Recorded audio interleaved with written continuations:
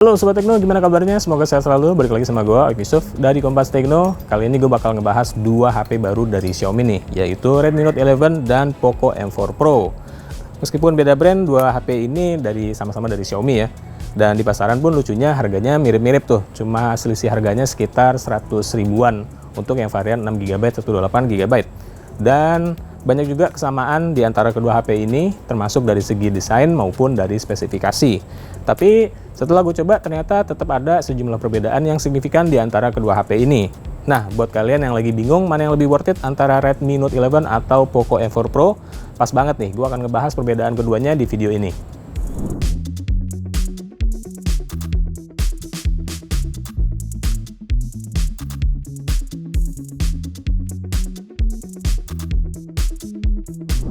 Oke, jadi Redmi Note 11 dan Poco M4 Pro ini sebenarnya mirip banget ya, malah bisa dibilang kayak anak kembar, terutama kalau misalnya dari depan dan dari samping. Di bagian bawahnya ini kita bisa lihat bahwa kedua HP ini sama-sama menggunakan konektor tipe USB Type-C, kemudian ada grill speaker yang pertama. Speaker ini jumlahnya 2 buah sehingga bisa mengeluarkan output suara stereo. Yang pertama tadi letaknya di bagian bawah, sementara yang kedua letaknya itu adalah di bagian atas untuk M4 Pro dan Redmi Note 11. Jadi sama ya. Dan di samping grill speaker kedua itu terdapat port jack audio 3,5 mili dan AR blaster untuk memfungsikan ponsel sebagai remote home appliances. Di bagian samping kirinya ini, kedua ponsel sama-sama memiliki laci SIM card yang bisa memuat 2 buah kartu nano SIM berikut 1 buah kartu memori microSD. Itu untuk dua-duanya ya. Di bagian samping kanan lagi-lagi juga mirip. Terdapat 2 tombol pengatur volume dan sebuah tombol daya yang sekaligus perangkap sebagai pemindai sidik jari. Dari depannya pun sama, baik Redmi Note 11 maupun Poco M4 Pro sama-sama menggunakan panel AMOLED 6,43 inci dengan refresh rate hingga 90Hz. Jadi bisa dibilang kalau misalnya dari depan ataupun dari samping, dua HP ini bisa dibilang mirip banget ya. Perbedaan di antara kedua ponsel ini baru kelihatan ketika kita nengok bagian belakangnya. Nah, seperti bisa dilihat di sini, Poco M4 Pro menggunakan modul kamera yang jauh lebih lebar dibandingkan dengan Redmi Note 11. Meskipun sebenarnya konfigurasi kameranya itu mirip sih, susunan tata letaknya ya. Nah, tapi jumlah kameranya beda nih. Redmi Note 11 memiliki 4 buah kamera, sementara Poco M4 Pro hanya memiliki 3 buah kamera. Kita bisa lihat di sini tempat untuk kamera keempat hanya diisi dengan slogan AI ya. Selain konfigurasi kamera, tekstur bahan punggung dari kedua ponsel ini juga beda. Redmi Note 11 ini dia tekstur punggungnya kesat sehingga nggak gampang ternoda sidik jari. Ini yang warna biru ya. Sementara untuk Poco M4 Pro, dia ini teksturnya glossy alias mengkilap sehingga gampang banget ternoda sidik jari nih. Jadi gampang dekil ya kayak begini. Paling nggak buat varian warna hitam yang ada di tangan gue ini sih. Kalau gue pribadi mungkin akan lebih milih yang warna kuning ya, kelihatannya lebih menarik gitu.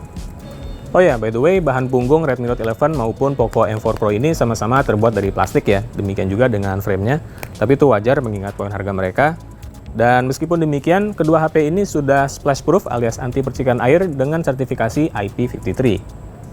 Ngomongin soal kamera tadi, Redmi Note 11 punya jumlah kamera yang lebih banyak, yaitu 4 buah. Terdiri dari kamera utama 50MP, kemudian kamera ultrawide 8MP, kamera makro 2MP, dan kamera depth sensor 2MP. Sementara itu untuk Poco M4 Pro jumlah kameranya ada 3 buah, terdiri dari kamera utama 64MP, kamera ultrawide 8MP, serta kamera makro 2MP. Jadi yang absen di Poco M4 Pro ini adalah kamera depth sensor 2MP. Hasil gambar dari kamera utama di kedua smartphone ini ternyata agak beda. Kalau gue sih lebih suka hasil gambarnya dari kamera Poco M4 Pro, karena kalau di mata gue kelihatan lebih natural tapi tetap punchy, baik dalam kondisi outdoor, cahaya cukup, maupun indoor dan low light. Sementara itu, kamera ultrawide di dua HP ini bisa dibilang sama aja ya kualitasnya, tapi tetap bisa diandalkan untuk menjepret perspektif dramatis baik untuk foto landscape maupun interior. Nah, sementara itu kamera makronya agak kurang nih menurut gua, baik di Poco M4 Pro maupun di Redmi Note 11. Karena selain resolusinya kecil, kualitas gambarnya juga nggak terlalu bagus. Tapi ya lumayan lah untuk iseng-iseng motret objek yang kecil-kecil.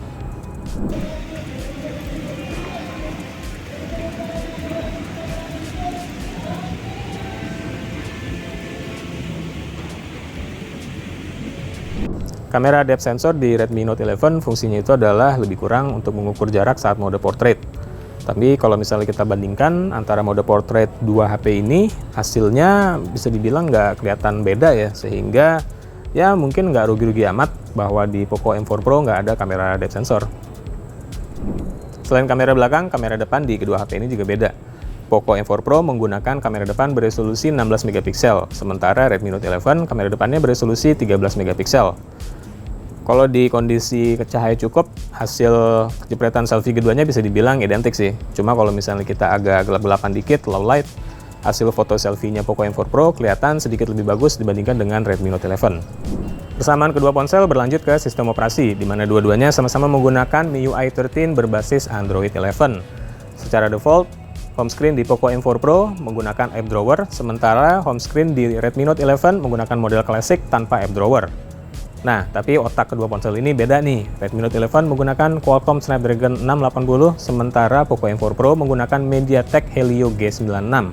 Dari kedua chip itu, performa MediaTek Helio G96 lebih bagus, lebih tinggi, seperti yang bisa kita lihat di deretan benchmark berikut ini.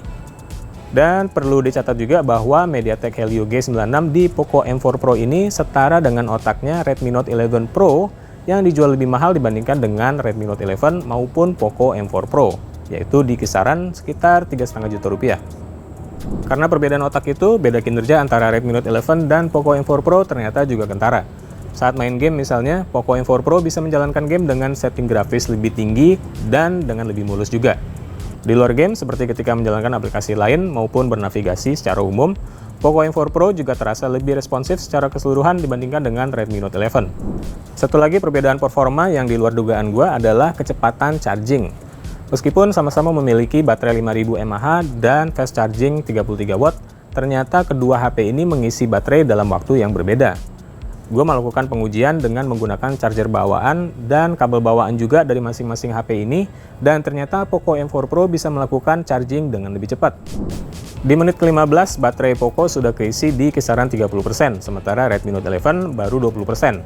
Memasuki menit ke-30, baterai Poco M4 Pro sudah terisi lebih dari setengah alias 50%, sementara Redmi Note 11 baru 40%. Baterai Poco M4 Pro terisi 100% setelah charging memakan waktu 1 jam dan 5 menit. Sementara di waktu yang sama, Redmi Note 11 baru mencatat kisaran baterai 90%.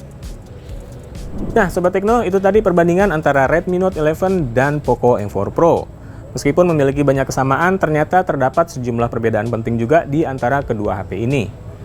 Kalau dari pengalaman gue makainya sih, Poco M4 Pro ini ternyata bisa dibilang punya kamera yang lebih bagus, charging yang lebih kencang, dan kinerja yang lebih tinggi juga, termasuk ketika main game. Versi 6GB 128GB dari kedua HP ini dibanderol dengan selisih harga yang nggak jauh ya, yaitu hanya sekitar 100 ribuan. Redmi Note 11 dibanderol seharga 2,9 juta rupiah, sementara Poco M4 Pro dihargai 3 juta rupiah. Untuk varian itu sih menurut gua Poco M4 Pro lebih menarik ya. Dengan ngeluarin selisih yang nggak terlalu gede, kalian bisa ngedapetin sejumlah kelebihan yang tadi gue sebutin. Kemudian kalau misalnya kalian mau lebih murah, Redmi Note 11 juga tersedia dalam varian 4GB 128GB. Bandrol harganya itu 2,6 juta rupiah. Ya, pada akhirnya semua balik lagi ke preferensi dan perhitungan biaya masing-masing, serta mungkin sedikit peruntungan kalian dalam mencari HP yang ready stock. Oke, sekian dulu untuk video kali ini. Jangan lupa subscribe channel YouTube Kompas Tekno dan like video ini juga kalau kalian suka. Gue Yusuf, sampai ketemu lagi di video selanjutnya.